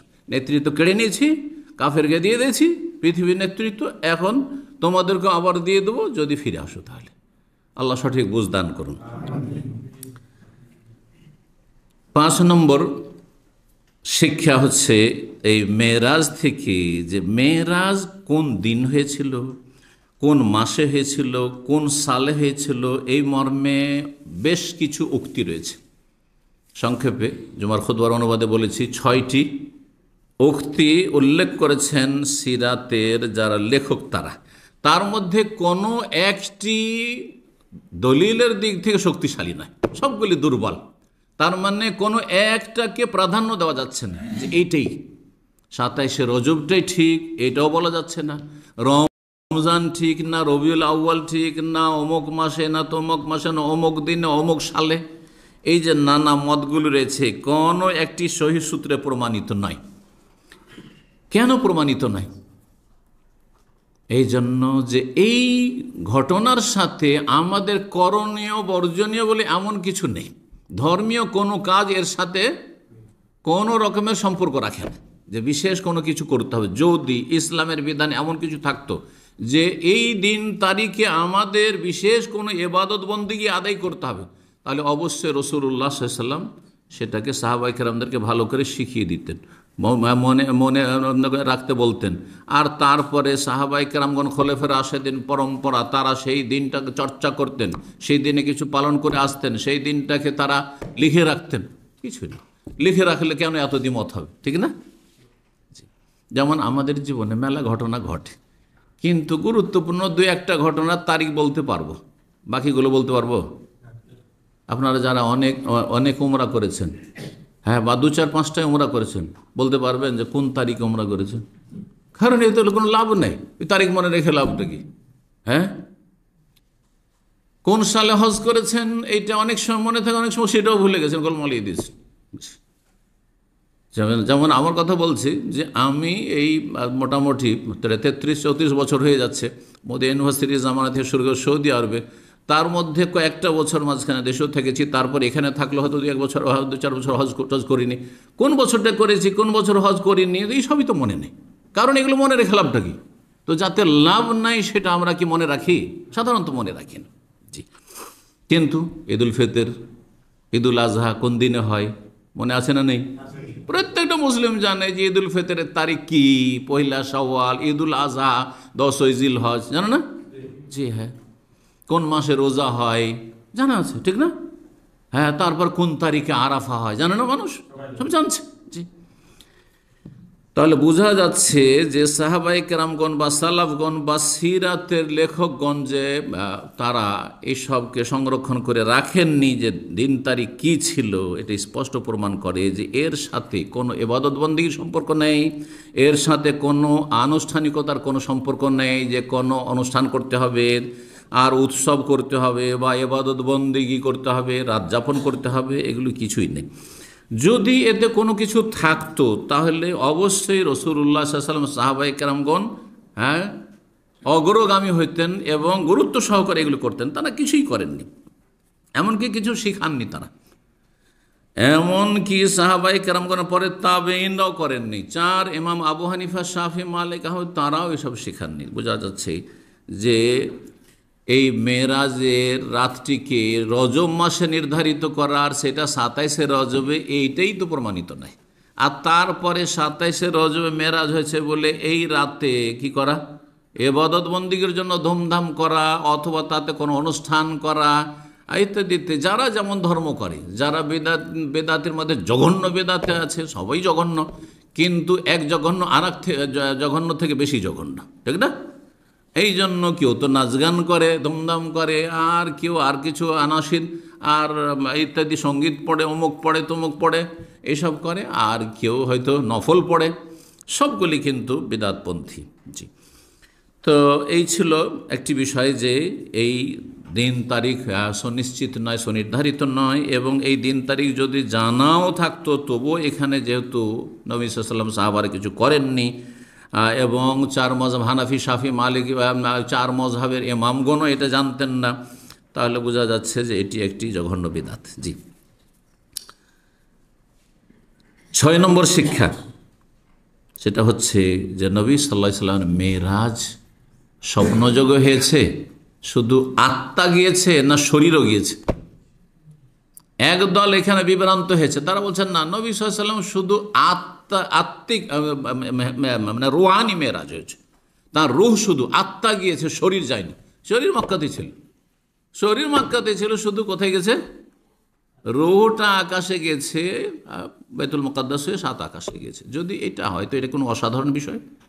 রুহ যাওয়া বা স্বপ্নযোগে মেরাজ হওয়া এটা কোনো অসাধারণ না, সাধারণ বিষয়। আপনিও মেলা স্বপ্ন দেখছেন, মুহূর্তের মধ্যে রাতে কত যে স্বপ্ন দেখেছেন, 2-4-5টা স্বপ্ন দেখেছেন, একটা স্বপ্নে চলে গেছেন হয়তো। হ্যাঁ, মেলা স্বপ্ন আছে, অনেকে সিলেটি আছে, খালি স্বপ্ন দেখে ওই যে কেমন করে লন্ডন যাও, লন্ডন যাও, ও লন্ডন ঘুরে চলে এসছে ও স্বপ্নে। হ্যাঁ, কেউ আমেরিকার স্বপ্ন দেখছেন, ও আমেরিকা ঘুরে চলে এসছে। আমি এগুলো স্বপ্ন আলহামদুলিল্লাহ জীবনে দেখিনি, কিন্তু আমার স্বপ্ন ছিল জীবনে, ছাত্রের জীবনে, যে আমি মদিনা যাব, মক্কা যাব, মদিনা যাব, স্বপ্ন ছিল। মানে স্বপ্ন, এমন স্বপ্ন ছিল, মানে স্বপ্ন দেখা ছিল না আগে, কিন্তু মনের একটা স্বপ্ন ছিল যে আমাকে যেতেই হবে মদিনা লেখাপড়া করার জন্য। তো যার ফলে আমি মদিনা আসার আগেই আমি স্বপ্নে দেখেছি মদিনা চলে এসেছি, আর তারপরে মক্কায় তওয়াফ করছি, আর দেখছি তারপরে বইমেলা লেগেছে, দেশে বইমেলা লেগেছে, জামে সেলফে বেনারসে বইমেলা লেগেছে, স্বপ্ন দেখছি এগুলো সব, বইমেলা লেগেছে। আর কিছু কিতাব কিনছি, তো আমার এক সঙ্গে মক্কা ইউনিভার্সিটিতে পড়ে গেছে আব্দুল মান্নান, তার নাম। তো আমার মদিনা অ্যাডমিশন হলো, তার মক্কাতে অ্যাডমিশন হলো। সে বলছে যে তুমি এখানে কেন বই কিনছো? ক্লাসমেট একই সাথে পড়েছি, তো এখানে কেন বই কিনছো? বলছে কেন এখানে বই কিনবো না কেন? বলছে তুমি তো কয়দিন পরে যাবে মদিনা, তারপর ওখানে বই কিনবে, ওখানে ইসলামিক কিতাব কিনবে, এখানে কেন কিতাব কিনবে? এইসব স্বপ্ন দেখে মনে একটা শান্তি ছিল যে পারবো যেতে, কারণ রাত দিন শুধু ওইটাই মগজে ঢুকে, যে কেমন করে যাব, কখন যাব, এইসব চিন্তা। লেখাপড়া করতে যেতে হবে আগে। তো যেটা চিন্তা বেশি করে সেই স্বপ্নটা দেখে, যে কথাটা বলছিলাম। তো নবী সাল্লাল্লাহু আলাইহি সাল্লামের শুধু রুহানি মেরাজ হলে তাহলে অসাধারণ কিছু না, তাহলে আর মজুজারি কি আছে? সাধারণ মানুষ এগুলো দেখতে পারে, তাই না? মুহূর্তের মধ্যে কোথায় গেল, আর তারপরে ঘুরে চলে আসলো, অনেক কিছু দেখে চলে আসলো, স্বপ্ন দেখছেন আপনারা। তাহলে বোঝা গেল যে নবী সাল্লাল্লাহু আলাইহি সাল্লামের মেরাজ শুধু রুহানি হয়নি, বরং রূহ এবং শরীর দুটোর সমষ্টিতে মেরাজ হয়। সশরীরে তিনি মেরাজে গেছেন। কিছু কিছু লেখক সিরাতুন নবীর আছে, এমনকি 2-1 লেখক আছে যাদেরকে সহি আকীদারও বলা হয়ে থাকে। অনেক আমাদের দেশে, ভারত বাংলাদেশের আলেমরা তাদেরকে সহি আকীদার বলে, কিন্তু এখানে বিভ্রান্ত হয়েছে এই মাসলাতে, এই বিষয়টিতে বিভ্রান্ত, গুমরা হয়েছে। তারা বলছে না রুহানি মেরাজ। এমন একজনের নাম আপনারা শুনেছেন কিনা? মাওলানা আকরাম খান। আকরাম খান নাম কেউ শুনেছেন? খুব বড় একজন। হ্যাঁ, তার সিরাতুন নবীর উপরে একটা খুব বিখ্যাত কিতাব রয়েছে, কি? মোস্তফা চরিত। দুটো খুব বিখ্যাত নবীর জীবনী ছিল। এক সময় যখন এই রাহিকুল মখতুম ছিল না, তারপর গালিব সাহেব যে সিরাতুন, এগুলোও ছিল না, এগুলো তো এখন আসলো। তখন বিশ্বনবী একটা ছিল, আরেকটি ছিল মোস্তফা চরিত। তো এই মাওলানা আকরাম খান খুব জোর দিয়েছেন না রুহানি মেরাজ হয়েছে, সশরীর মেরাজ হয়। এই ক্ষেত্রে তিনি বিভ্রান্ত হয়েছেন। যদিও তিনি নিউ মুসলিম ছিলেন একজন, তার ইসলাম গ্রহণ পরে ভালো একজন ইসলামের স্কলার হয়েছিলেন, আর তারপরেও লিখনী শক্তি খুব বেশি ছিল, অনেক কিছু লিখেছেন, কিন্তু আর সহিহ আকীদারও ছিলেন, কিন্তু এখানে বিভ্রান্ত হয়েছে, বিভ্রান্ত হয়েছে। এরকম আরও অনেকে থাকতে পারে। জি। তো নবী সাল্লাল্লাহু আলাইহি সাল্লামের মেরাজ হয়েছে সশরীরে, রূহ এবং দেহ সহ। কেন? কয়েকটি যুক্তি, অনেকগুলি দলিল পেশ করা হয়েছে। ইবনুল কাইয়িম রাহিমাহুল্লাহ তো 10টি দলিল পেশ করেছেন, তার কয়েকটি এখানে শুনে আপনাদেরকে। স্পষ্ট আয়াত প্রমাণ করে যে নবী সাল্লাল্লাহু আলাইহি ওয়াসাল্লাম সশরীরে গিয়েছেন, কারণ আল্লাহ বলছেন সুবহানাল্লাযী, সুবহানাল্লাযী, ভাষাটা চিন্তা করুন, পাক পবিত্র সেই সত্তা। সুবহানাল্লাহ কখন বলে? আশ্চর্যজনক, অবাক করা, বিস্ময়কর কোনো ঘটনা হইলে তখন বলে সুবহানাল্লাহ। আরে এইরকম ব্যাপার, সুবহানাল্লাহ। তো সুবহানাল্লাযী এই জন্য আল্লাহ বলেছেন, অসাধারণ ঘটনা। তো বলছেন যে এটাই হচ্ছে স্পষ্ট। 2 নম্বর বিষয়, যে নবী সাল্লাল্লাহু আলাইহি সাল্লাম বোরাকে চেপেছেন। আচ্ছা, স্বপ্ন যোগ হইলে রূহ আবার বোরাকে কেন চাপতে যাবে? আত্মা আবার বোরাকে চাপে নাকি? আত্মা তো দেখা যায় না, তাই না? অদৃশ্য জিনিস, তো আত্মা এমনি চলে গেছে। তাহলে স্বপ্ন যোগে যদি হয়, তাহলে বোঝা যায় বোরাক একটি বাহন, যেটি ঘোড়ার চাইতে ছোট বা গাধার চাইতে বড়, আর খচ্চরের চাইতে ছোট, এরকম যে হাদিসে এসছে সেটা ফওকাল হেমারে দুনাল বাগল। জি, গাধার চাইতে একটু উঁচা আর খচ্চরের চাইতে একটু নিচে। আর ঘোড়া খচ্চরের চাইতে একটু বড়। জি, খচ্চর বুঝেন তো, না শুধু শুনছেন? খচ্চর, জি। তা বোরাক, বার্ক থেকে, বার্ক মানে বিদ্যুৎ। দেখতে বাহনটি ছিল একটা জন্তুর মতো, জন্তুর মতো, কিন্তু শব্দটির নাম যে তার বোরাক, আর বোরাক বার্কন থেকে উৎপত্তি এই শব্দের। আর বার্ক মানে হচ্ছে বিদ্যুৎ। বিদ্যুৎ কত দ্রুত বেগে যায় আজকালকার জামানায়, অস্বীকার করার কিছুই নেই। আজকাল একটা মিসাইল ছাড়ছে, সেকেন্ডের মধ্যে কয়েক হাজার কিলোমিটার গিয়ে আঘাত করছে, গিয়ে নিশানায় গিয়ে, করছে না, করছে না? মানুষই যদি এটা তৈরি করে দিতে পারে, আল্লাহ রাব্বুল আলামিন সব কিছু করতে পারে। জি, আলা কুল্লি শাইইন কাদির। তো নবী সাল্লাল্লাহু আলাইহি সাল্লামের মেরাজে সশরীর হয়েছে, এর প্রমাণ যে তাকে কিসে করে সওয়ার করে নিয়ে যাওয়া হয়েছে? বোরাকে করে নিয়ে যাওয়া হয়েছে। তারপরে আর একটি দলিল এ আয়াতে আল্লাহ বলছেন আসরা বে আবদিহি, বান্দা। বান্দা কাকে বলে? রুহকে বান্দা বলে। যদি আত্মাকে শরীর থেকে আলাদা করে দেন তা আপনাকে বান্দা বলবেন যে রুহ, বলা হবে যে বান্দার রুহ বলা হবে। সুবহানাল্লাযী আসরা বে রুহি আবদিহি, তাহলে বলতেন বান্দার রুহকে নিয়ে গেছেন, তাই না? কিন্তু বান্দা বললে একজন মানুষ হচ্ছে দুটো জিনিসের সমষ্টির নাম, দুটো বস্তুর সমষ্টির নাম। একটা হচ্ছে রুহ, আর একটি হচ্ছে জাসাদ। এটা হচ্ছে দেহ, শরীর, আর একটি হচ্ছে আত্মা। এই দুটো থাকলে একটা মানুষ। রুহ না থাকলে আপনার নাম বলবেন না, মাইয়েত, হ্যাঁ, লাশ। বোঝা গেছে? তো নবী সাল্লাল্লাহু আলাইহি সাল্লাম সম্পর্কে আল্লাহ বলছেন আসরা, তার বান্দাকে নিয়ে গেছেন। আর বান্দা তখনই বলা ঠিক হবে যখন সশরীরে তিনি গিয়েছেন। জি। তারপরে মক্কায় যখন এসে নবী সাল্লাল্লাহু আলাইহি সাল্লাম বললেন, 4 নম্বর দলিল প্রমাণ যে নবী সাল্লাল্লাহু আলাইহি সাল্লাম সশরীরে মেরাজে গিয়েছেন, যখন মক্কার কাফেরদেরকে এসে বললেন যে আমি 7 আসমান থেকে ফিরে আসলাম, তার আগে আমি বাইতুল মুকাদ্দাসে ফিলিস্তিনে গিয়েছিলাম, সেখান থেকে 7 আসমানে গিয়েছিলাম, সেখান থেকে ফিরে এসেছি, আল্লাহ আমাকে নিয়ে গেছিলেন। তখন মক্কার কাফেরা কি করেছিল? তারা তো অস্বীকার করেছিল, আর ঠাট্টা উপহাসের শেষ নেই। আরে দেখো দেখো দেখো কি বলছে। এমনকি কিছু নিউ মুসলিম মুরতাদ হয়ে গেছিল। এটা হইতে পারে? কিছু নিউ মুসলিম, ওরা ভাবলো যে টার্গেট বানাবো সবচেয়ে বড় পাকা মুসলিমটাকে, আবু বকরকে। আবু বকর এসে বলছে, আরে জানো কি বলছে, তোমার নবী যে তাকে নবী রসুল বলছো তুমি না, এই মোহাম্মদ কি বলছে জানো? বলছে ও 7 আসমানের উপর যে ঘুরে এসছে, আমার আগে যেতে 1 মাস লাগে বাইতুল মুকাদ্দাস, আর বলছে রাতে গিয়ে ও বাইতুল মুকাদ্দাস গেছে, আবার সেখান থেকে 7 আসমান থেকে ফিরে এসছে। এটা বিশ্বাস করা যায়? কেন বিশ্বাস করা যাবে না? নবী বলেছেন নাকি? যদি আমার নবী বলে থাকেন তো আমি বিশ্বাস করছি। সেই দিন থেকে তার উপাধি পড়ে গেল সিদ্দিক, মহাসত্যবাদী। সিদ্দিক। তো যদি নবী সাল্লাল্লাহু আলাইহি ওয়াসাল্লাম শুধু আত্মিক তার মেরাজ হইতো, রুহানি মেরাজ, রুহ গিয়েছে শরীর যায়নি, তাহলে মক্কার কাফেরা কেন অস্বীকার করবে? কারণ এটা সাধারণ জিনিস, তাহলে যেতেই পারে স্বপ্নযোগে। জি। তারপরে আল্লাহ রাব্বুল আলামিন সর্বশক্তিমান, সুতরাং আল্লাহর ক্ষেত্রে অসাধারণ কিছুই না, সবই সহজ, সবই সহজ। 7 নম্বর শিক্ষা, অনেক সময় হয়ে গেছে কিন্তু আমরা পিছিয়ে। 7 নম্বর শিক্ষা এই মেরাজের ঘটনা থেকে, যে হেদায়াত আল্লাহর পক্ষ থেকে বিশেষ রহমত, অনুগ্রহ। যাকে আল্লাহ হেদায়েত করবেন, একটু ঠোকা দিলে হেদায়েত হয়ে যাবে, কোন একটা সামান্য ওসিলাতে হেদায়েত হবে। আর যাকে আল্লাহ হেদায়েত নসিব করবে না, তৌফিক দেবে না, তার জন্য আপনি গোটা কোরআন হাদিস যদি তার বর্ষণ করে দেন, আপনি যতই শিখবে না, আর যতই তাকে ভালোবাসেন, আর যতই তাকে আপনি সুযোগ সুবিধা দেন, আর যতই তাকে চেষ্টা করেন। নবী সাল্লাল্লাহু আলাইহি ওয়াসাল্লাম কম চেষ্টা করেছে চাচাকে হেদায়েত করা, আবু তালেবকে পারেননি। কোত্থেকে এটা শিখলাম? সেটা হচ্ছে যে নবী সাল্লাল্লাহু আলাইহি ওয়াসাল্লাম যখন মেরাজ থেকে ফিরে আসলেন, তখন মক্কার কাফেররা চ্যালেঞ্জ করলো, চ্যালেঞ্জ ছুঁড়ে দিল যে তুমি মিথ্যুক, আর যদি তুমি সত্যি বাইতুল মুকাদ্দাস গিয়ে থাকো আর ফিলিস্তিন গিয়েছো, তুমি মসজিদ দেখে এসছো, তো বলো মসজিদের ডানে বামে পূর্ব পশ্চিমে কোন দিকে কি আছে বলো। হ্যাঁ, তারপরে বাইতুল মুকাদ্দাসের কয়টা দরজা, কয়টা জানালা, এসব যদি জিজ্ঞাসা করে বলতে পারবেন? বলেন তো দেখি। এখানে তো আমি 26 বছর আছি, তাও তো বলতে পারবো না। বলতে পারবো? জি। অনেক সময় তো নিজের একটা ফ্ল্যাট আছে, ফ্ল্যাটেরই বলতে পারবেন না। যদি বড় একটু ফ্ল্যাট হয় তো কটা জানলা, কটা দরজা, টোটাল বলতে পারবেন না, হয়তো দরজাটা হয়তো বলে দেবেন করলাম।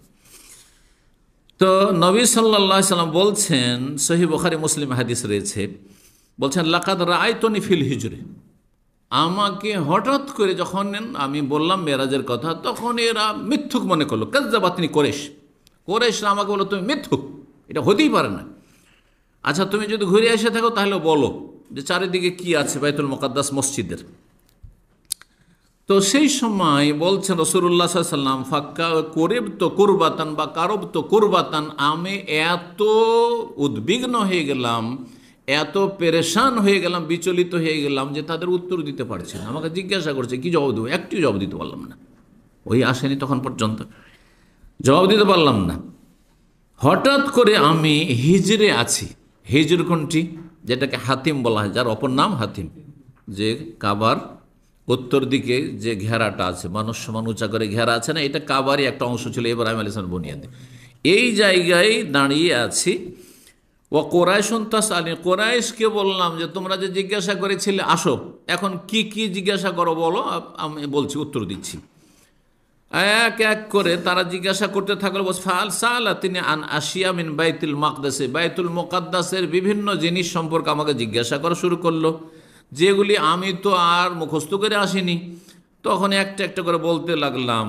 কিভাবে বলতে লাগলাম? বলছে ফারাফাহুল্লাহ ইলি আনজুর এলি, আল্লাহ আমার সামনে একবার সেই সিনারি পেশ করে দিলেন, টিভির পর্দার মতো। 1400 বছর আগে নবী সাল্লাল্লাহু আলাইহি ওয়াসাল্লাম টিভির পর্দা দেখেছেন, বাইতুল মুকাদ্দাস 1 মাসের দূরত্বে দেখতে পাচ্ছেন। আল্লাহ আমার সামনে উঠিয়ে নিয়ে চলে আসলেন। মা ইয়াসআলুনি আন শাইইন, যে কোনো প্রশ্ন তারা করা শুরু করলো, ইল্লা আম্বাতুহুম বিহি, তাদেরকে এক এক করে আমি বলে দিলাম যে এটা আছে, এটা আছে, এটা উত্তর, এটা উত্তর। তো তারা এইসব জেনে নেওয়ার পরে সত্য কথা, কারণ তারা রাত দিন কতবার ব্যবসা বাণিজ্য করতে গেছে আর দেখে এসছে, সেগুলো জানে যে কোন দিকে কি আছে না আছে। তো তারা এগুলো জানার পরে তো স্যারেন্ডার করা উচিত যে না, মোহাম্মদ সাল্লাল্লাহু আলাইহি ওয়াসাল্লাম তাহলে সত্যবাদী, তাহলে তো কালেমা পড়ে নেওয়া উচিত, তাই না? গোটা মক্কার লোক তাহলে কালেমা পড়ে মুসলমান, মক্কার নিয়ে তারা সব কালেমা পড়ে মুসলমান হবে। মুসলমান কেন হবে? মুসলমান না হয়ে উল্টো আরো শত্রুতা শুরু করে দিল, আরো শত্রুতা শুরু করলো। না, মিথ্যুক মিথ্যুক, সুবহানাল্লাহ। তো এত বড় মুজিজা দেখিয়ে, এক তো মেরাজের মুজিজা, তারপরে 1 মাসের দূরত্বের সেই সব নকশা ম্যাপ, কি কোথায় কি আছে না আছে, সেই সিনারি তাদের সামনে নিয়ে এসে বলে দেওয়া, সব উত্তর দিয়ে দেওয়া সঠিক, তারপরেও হেদায়েত নসিব হইল না। তাহলে হেদায়েত যদি আল্লাহ তৌফিক না দেয়, আল্লাহ কখন তৌফিক দিবে? যখন চেষ্টা করবে। এবার এমনিতে হেদায়েত হয় না, মানুষ চেষ্টা করলে হেদায়েত নসিব হয়, আল্লাহ তৌফিক দান। 8 নম্বর শিক্ষা, সেটি হচ্ছে যে রাসূলুল্লাহ সাল্লাল্লাহু আলাইহি সাল্লাম যখন জিবরাইল আলাইহিস সালামের সাথে আকাশ পথে গেলেন, প্রত্যেক আকাশের দরজায় যখন পৌঁছিলেন, তখন জিজ্ঞাসা করেছে দরজার দায়িত্বশীল ফেরেশতা, কি বলে? মান, কে বলছেন? তখন জিবরাইল আলাইহিস সালাম কি বলেছেন? জিবরিল, আমি জিবরিল। এত বড় ফেরেশতা, যিনি ফেরেশতাদের প্রধান, যেমন তুলনা করা ভুল হবে। চিন্তা করুন তো দেখি, পৃথিবীর যদি সবচেয়ে শক্তিশালী রাষ্ট্রনায়ক হয় আর তাকে যদি বলা হয় কে বলছেন, আরে বাপরে, গরম হয়ে যে কি করবে আল্লাহই জানে। হ্যাঁ, কি করবে আল্লাহই জানে, তাই না? কোনো বড় অফিসার আর তার আপনার আর প্রতিষ্ঠানের সেই অফিসার যদি একটা ক্লিনার কে বলছেন, আরে কি যে বর্ষণ বর্ষিবে, বুঝতে পারছেন? পারলে ওর ভালো পানিশমেন্ট করেই ছাড়বে, চাকরি খেয়ে ফেলবে। তো জিবরাইল আলাইহিস সালাম উত্তরে বলছেন যে জিবরিল, আমি বলছি জিবরাইল, আনা জিবরিল। জিবরিল মানে আনা জিবরিল, আমি জিবরিল। এই কথা বলেননি যে আমি বলছি, চিনতে পারো না? হ্যাঁ, কারণ অনেকে কিন্তু এরকম করেন, বিশেষ করে স্ত্রীর কাছে বেশি দাপট দেখান, ছেলে মেয়েদের কাছে। গেটে গিয়েছেন, নক করেছেন, বেল বাজিয়েছেন, স্ত্রী বলছে কে বলছেন, চিনতে পারিস না তুই? হ্যাঁ, আর ছেলে মেয়ে হইল কি, চিন্তা করুন আমাদের আখলাক চরিত্র তাহলে কেমন, কি শিক্ষা ইসলাম দিয়েছে। জিবরাইল আলাইহিস সালাম কোন অহংকার করছেন, বলছে জিবরিল, বুখারী মুসলিমের হাদিস। এই মর্মে আরেকটি হাদিসও রয়েছে, আপনার সংক্ষিপ্ত জাদুল মাদ আলোচনা করেছি, যে জনৈক ব্যক্তি এসে কি করলো, বলছেন যে এই জাবের বিন আব্দুল্লাহ নিজে বলছেন, আতাইতু নবী দাইন, ঋণের বিষয়ে আমি নবী সাল্লাল্লাহু আলাইহি ওয়াসাল্লামের কাছে আসলাম, আর আমার বাবার যে ঋণ ছিল, আর তারপরে এসে নক করলাম, ফাদাখাতুল বাবা ফাকাল মানজাকে। তো জাবের অল্প বয়সের, 15-16 বছর বয়স, তখন মাত্র 15-16 বছর বয়স, বলছে আনা, আমি আছি। তখন নবী আনা আনা, আরে আনা আনা কেন করো তুমি? কান্নাহু কারিহাহা, নবী সাল্লাল্লাহু আলাইহি ওয়াসাল্লাম কথাটিকে অপছন্দ করলেন, ভালো মনে করলেন না। জি, তাহলে বোঝা যাচ্ছে যে আমি বলছি এ কথা বলা ঠিক নয়। চিনতে পারো নাকি? কেন চিনছো না আমাকে? আওয়াজ বুঝতে পারছো না? এসব বলা ঠিক নয়। কি বলতে হবে? যতই বড় মানুষ হন না কেন আপনি, আর যতই ছোট মানুষ আপনাকে জিজ্ঞাসা করুক না কেন, বলবেন নাম। 9 নম্বর শিক্ষা হচ্ছে যে যখন নবী সাল্লাল্লাহু আলাইহি ওয়াসাল্লাম জিবরাইল গেলেন আসমানের দরজাগুলিতে, দরজাগুলি খোলা ছিল না বন্ধ ছিল? বন্ধ আর খোলা দরজায় পার্থক্য কি? কোনো পার্থক্য আছে? যদি দরজা খোলাই থাকতো অলরেডি, হ্যাঁ, যে ফেরেশতারা জানছে জিবরাইল আসছে, মুহাম্মদ সাল্লাল্লাহু আলাইহি ওয়াসাল্লাম আসছেন, সুতরাং আগে থেকে অলরেডি আগে থেকে দরজা খুলে দিই, খোলা থাক আগে থেকে। যে অমুক আজকের দিন তো গিয়েছে, মেরাজের ঘটনা ঘটছে আজকে, কারণ আসমানে যারা আছেন তারা হয়তো জানছেন, হ্যাঁ, যেহেতু আসছেন তো আগে থেকে যদি খোলা থাকতো দরজা, পার্থক্যটা কি? হ্যাঁ, গায়েব জানেন না শুধু নয়, যদি ধরেন জেনেই নিয়েছে আর দরজাটা আগে থেকেই খোলা আছে, আপনি কোনো জায়গায় যাচ্ছেন আর দরজা খোলা আছে আর ঢুকে গেলেন, দরজা খোলা আছে আর শ্বশুর করে ঢুকে গেলেন আপনি, আর কোনো জায়গায় দরজা বন্ধ আছে কেউ ঢুকতে পারছেন না, স্পেশালি আপনি গেলেন, তখন আপনার জন্য দরজা খোলা হলো, কোনটাতে বেশি সম্মান? দরজা বন্ধ ছিল তারপরে খোলা। এই জন্য সূরা জুমারে জাহান্নাম আর জান্নাতের দরজা সম্পর্কে ওয়াসিকাল্লাযিনা কাফারু ইলা জাহান্নাম জুমার, ওখানে কি আছে জানেন? হাত্তা ইযা জাউহা ফুতিহাত আবওয়াবুহা, জাহান্নামীদেরকে যখন নিয়ে আসা হবে জাহান্নামের দরজায়, অলরেডি দরজা খোলা আছে, দরজা খোলা আছে, কারণ কোনো সম্মান নেই তাদের, ঢোকা এই লোকে, ঢোকা জাহান্নামে। আর যখন জান্নাতীদের কথা আছে ওয়াসিকাল্লাযিনা তাকাউ রাব্বাহুম ইলাল জান্নাতি জুমারা, জান্নাতে যখন দলে দলে নিয়ে আসা হবে, হাত্তা ইযা জাউহা ওয়া ফুতিহাত, ওয়া আছে ওখানে পার্থক্য, ওয়া ফুতিহাত এবং কি করা হবে? দরজা তখন খোলা হবে, দরজা বন্ধ, কেউ আসতে পারবে না। কারা এসছে? এরা, হ্যাঁ, জান্নাতি এরা, খোলো এখন, এদের জন্য খোলো।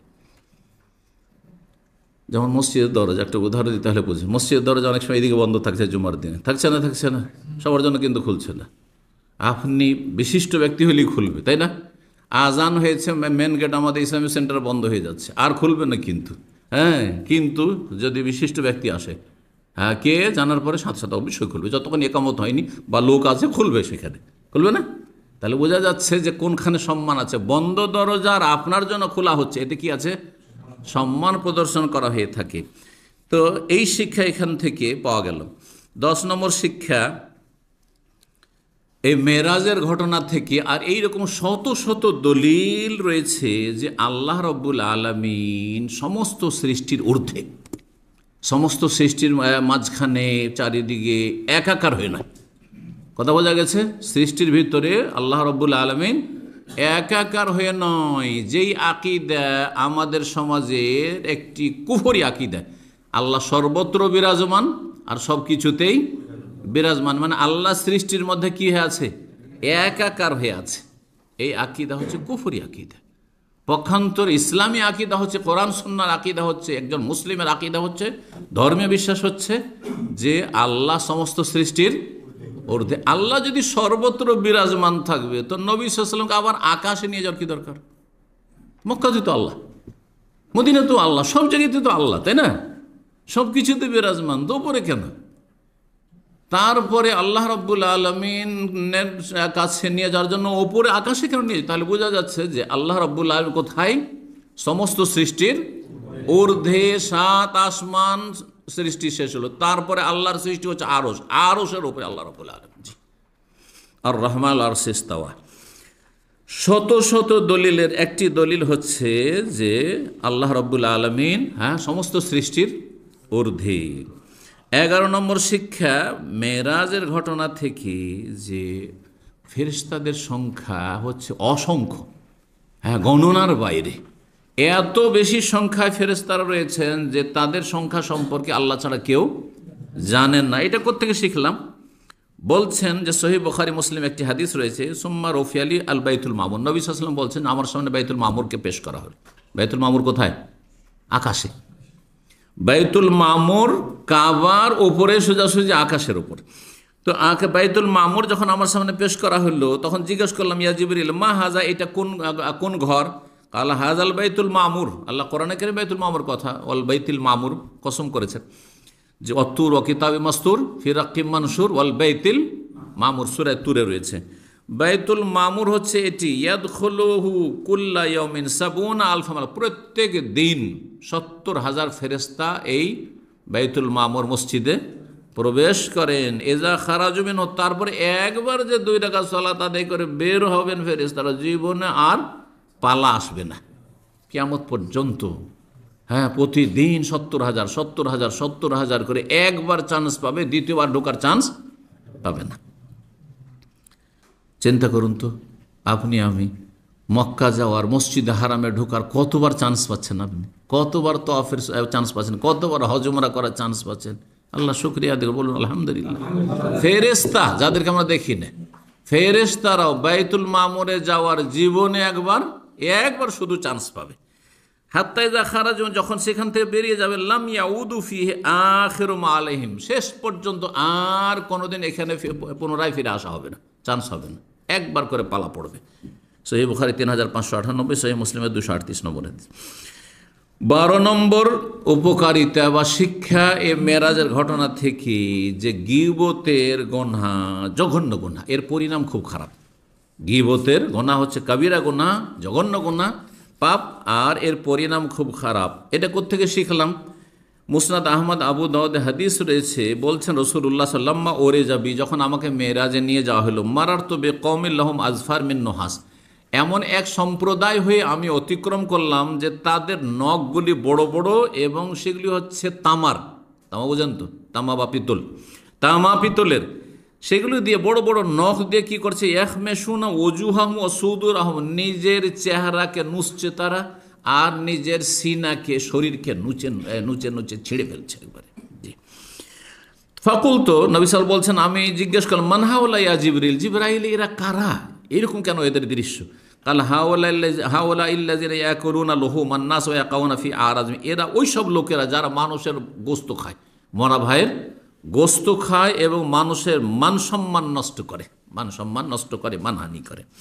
13 নম্বর শিক্ষা হচ্ছে এই মেরাজের ঘটনা থেকে সালাত, নামাজের মর্যাদা অনুধাবন করা। নামাজ কত গুরুত্বপূর্ণ ইবাদত, সমস্ত আদেশ নিষেধ, ফরজ অজেব নাযিল হয়েছে জমিনে, জিবরাইল এসেছেন, আর 5 ওয়াক্ত সালাত ফরজ করার জন্য আল্লাহ রাব্বুল আলামিন স্বয়ং নিয়ে যাচ্ছেন রাসূলুল্লাহ সাল্লাল্লাহু আলাইহি সাল্লামকে, যে আমার কাছে আসো, আর সেখান থেকে এই তোহফা গিফট দিয়ে পাঠাচ্ছে।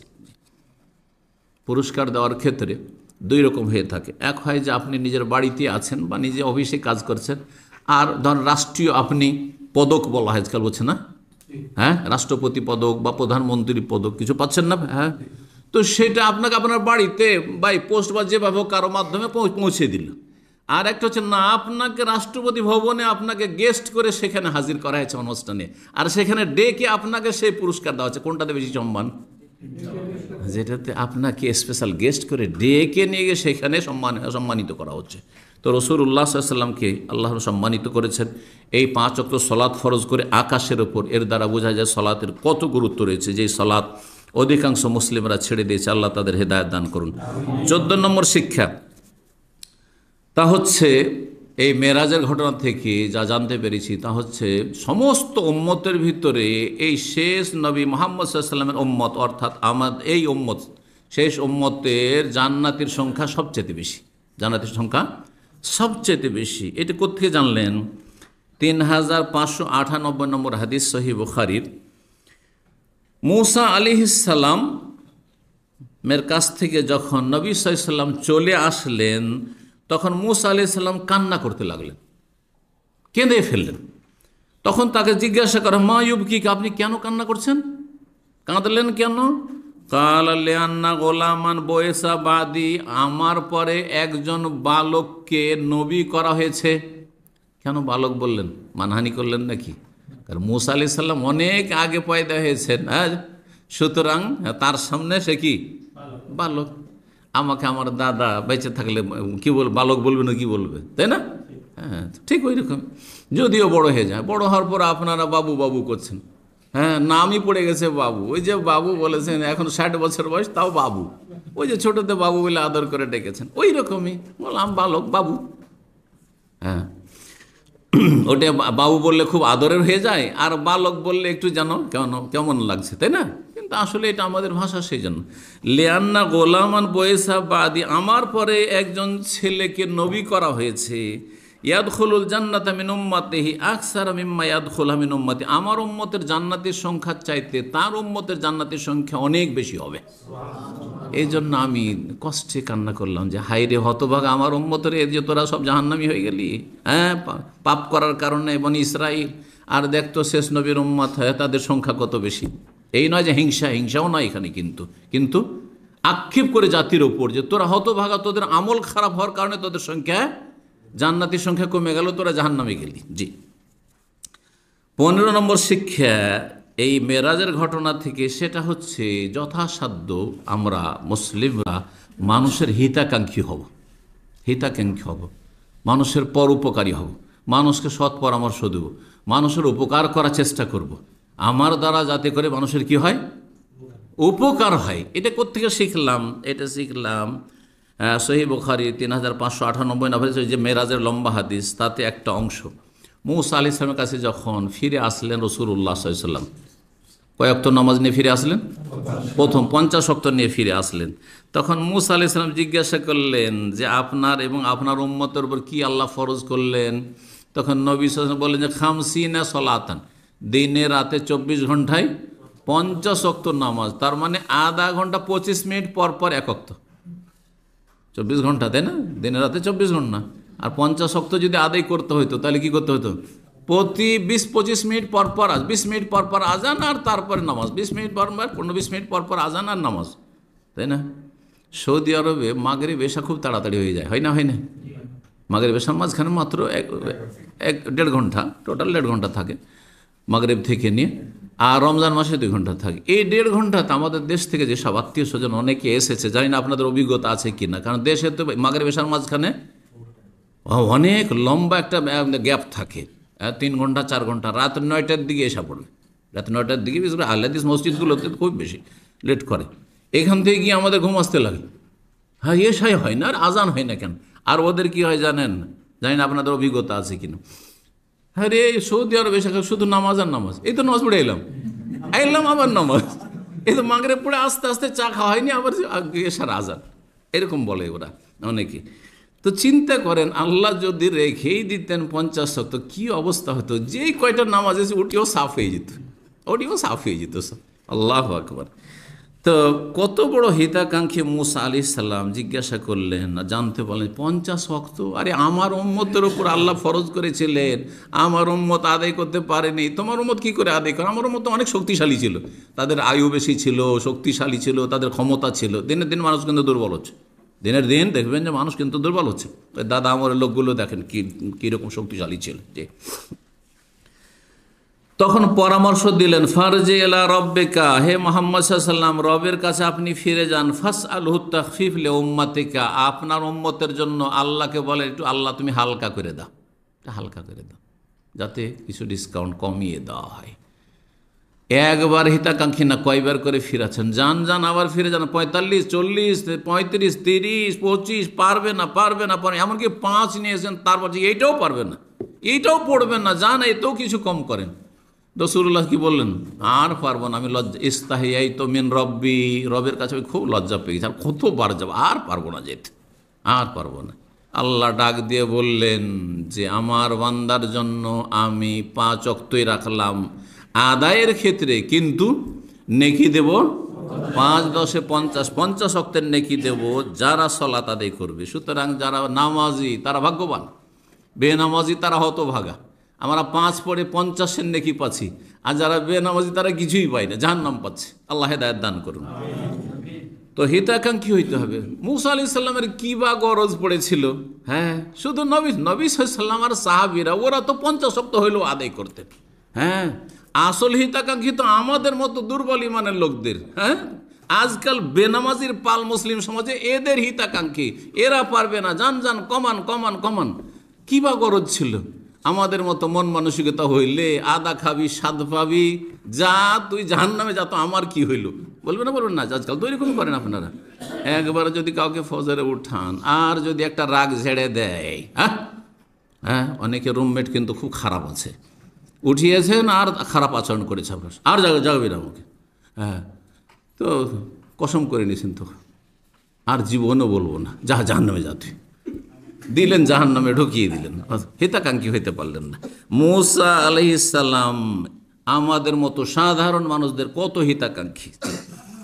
16 নম্বর শিক্ষা, তা হচ্ছে নবী সাল্লাল্লাহু আলাইহি ওয়াসাল্লাম সরাসরি আল্লাহকে দেখেননি, আল্লাহকে স্বচক্ষে দেখেননি। যারা বলে স্বচক্ষে দেখেছেন তারা মিথ্যা কথা বলে। মা আয়েশা রাদিয়াল্লাহু তাআলা আনহা বলেছেন এই কথা। সহিহ মুসলিমের 259 নম্বর হাদিসে রয়েছে। মা আয়েশা রাদিয়াল্লাহু তাআলা উম্মুল মুমিনিন বর্ণনা করছেন মেরাজের ঘটনায় কি, মানজামা, কেউ যদি এই বিশ্বাস করে আন্না মুহাম্মদ রা রব্বহ, যে মুহাম্মদ সাল্লাল্লাহু আলাইহি সাল্লাম তার রবকে স্বচক্ষে দেখেছেন, ফাকাদ আযামা আলাল্লাহিল ফিরিয়াতা, তাহলে সেই ব্যক্তি আল্লাহর ওপর চরম মিথ্যাচার করলো, সে মিথ্যুক, সে মিথ্যাবাদী। আর শোনেন, আবু যার রাদিয়াল্লাহু তাআলা আনহু বলছেন, সাআলতু রাসূলুল্লাহ সাল্লাল্লাহু আলাইহি ওয়াসাল্লাম, আমি রাসূলুল্লাহ সাল্লাল্লাহু আলাইহি ওয়াসাল্লাম জিজ্ঞেস করলাম, হাল রায়তা রব্বাকা ইয়া রাসূলুল্লাহ, হে আল্লাহ রাসূল, আপনি কি রবকে স্বচক্ষে দেখেছেন? মেরাজে তো গেছেন, আল্লাহকে দেখেছেন। কালা, বললেন, নূরুন আন্না আরাহু, আল্লাহর জাত তো নূর আর নূর, নূর আর নূর, কি করে দেখতে পারি এই চোখ দিয়ে? আন্না আরাহু মানে কাইফা আরাহু, কি করে আমি দেখতে পারি, দেখিনি। এইটা হচ্ছে আকীদা, ইসলামী আকীদা। কিন্তু আমাদের দেশের বক্তারা যেমন বক্তা তেমন সমাজ, কি বলে আল্লাহকে দেখেছেন, না না, আল্লাহকে দেখেননি। জিবরাইল আলাইহিস সালামকে দেখেছেন আপন রূপে, কিন্তু আল্লাহকে দেখেননি। এই জন্য অন্য হাদিসে রয়েছে রাআবে ফুয়াদিহি, অন্তর্দৃষ্টি দিয়ে দেখেছেন কিন্তু চোখ দিয়ে দেখেননি রাসূলুল্লাহ সাল্লাল্লাহু আলাইহি ওয়াসাল্লাম। এটি হচ্ছে সহিহ আকীদা। 17 নম্বর সর্বশেষ শিক্ষা মেরাজের ঘটনা থেকে আবু বকর সিদ্দিক রাদিয়াল্লাহু তাআলা আনহুর ফজিলত, মর্যাদা সম্পর্কে আমরা জানতে পারি।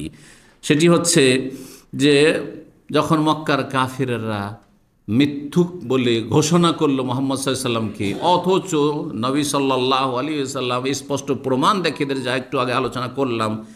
তারপরে তারা চিন্তা করলো যে দেখি নিউ মুসলিমগুলোকে বিভ্রান্ত করা যায় কিনা। বেশ কিছু দুর্বল ইমানের নিউ মুসলিম তো মুরতাদ হয়েই গেল, যে না না না, আরে মোহাম্মদকে মেনে লাভ নাই, কি আজব কথাবার্তা, উদ্ভট কথাবার্তা বলছে। এরা ভাবলো যে আবু বকর সিদ্দিককেও মনে হয় কি করবো, বিভ্রান্ত করে দেবো, একেও ফিরিয়ে নিতে পারবো, তাহলে তো শেষ, একটা হাত ভেঙে দিলাম মোহাম্মদ সাল্লাল্লাহু আলাইহি ওয়াসাল্লামের, একটা হাত ভেঙে দিলাম। জি, তো যেই সময় আবু বকর সিদ্দিক রাদিয়াল্লাহু তাআলা আনহুকে মক্কার কাফেররা বলল এই ঘটনা, যে এটা কি বিশ্বাস করা যায়, তখন তিনি কি বলেছিলেন, ইনকানা কালাহা ফাকাদ সাদাকা, এটি তার বাক্য ছিল। যদি আমার নবী সাল্লাল্লাহু আলাইহি ওয়াসাল্লাম বলে থাকেন যে আমি মেরাজে গিয়েছিলাম, তাহলে তিনি সত্যবাদী, তাহলে তিনি সত্যবাদী। কেন বিশ্বাস করব না? আমরা তো ওহি বিশ্বাস করছি। তিনি তো এই নৈশ ভ্রমণের কথা আমি বিশ্বাস করছি, সকাল বিকাল তার কাছে জিবরাইল আসছেন, কোরআন নাযিল হয়েছে, অমুক আয়াত নাযিল হয়েছে, অমুক আয়াত নাযিল হয়েছে, এইটা হালাল ওইটা হারাম, সব বিশ্বাস করছি, কিছু দেখি না। তারপর জান্নাত বিশ্বাস করছি, জাহান্নাম বিশ্বাস করছি, তো কেন বিশ্বাস করব না? বিশ্বাস করছি, অবশ্যই বিশ্বাস করব। তো এর দ্বারা বোঝা যায় যে আবু বকর সিদ্দিক রাদিয়াল্লাহু তাআলা কেমন ঈমানের মানুষ ছিলেন, তার মর্যাদা এর দ্বারা আমরা জানতে পারলাম। এখানেই আজকের লম্বা আলোচনা শেষ করলাম। আল্লাহ রাব্বুল আলামিন আপনাদের উত্তম প্রতিদান দান করেন, ধৈর্য ধরে শোনার জন্য, এবং আপনাদের ঈমানকে মজবুত রাখেন। আল্লাহ রাব্বুল আপনাদের ঈমানকে শক্তিশালী করেন এবং আমাদের আমলে বরকত দান করেন, গুনাহ থেকে বাঁচিয়ে রাখেন, জান্নাতে যাওয়ার জন্য কাজ করার, মেহনত করার তৌফিক দান করেন, জাহান্নাম থেকে বেঁচে থাকার তৌফিক দান করেন। আল্লাহ রাব্বুল বালা মুসিবত থেকে আল্লাহ হেফাজতে রাখেন। আমাদের মাঝে যারা অসুস্থ রয়েছে, বিপদগ্রস্ত রয়েছে, তাদের বালা মুসিবতকে আল্লাহ যেন দূর করে দেন, এবং আল্লাহ রাব্বুল আলামিন দুনিয়া আখিরাতের সার্বিক শান্তি দান করেন, রিজিকে বরকত দান করেন, সহি সালামত আপনাদেরকে রাখেন। ওয়া সাল্লাল্লাহু সাল্লাম নবিয়ানা মুহাম্মদ ওয়া আলা আলিহি ওয়া সাহবিহি আজমাইন।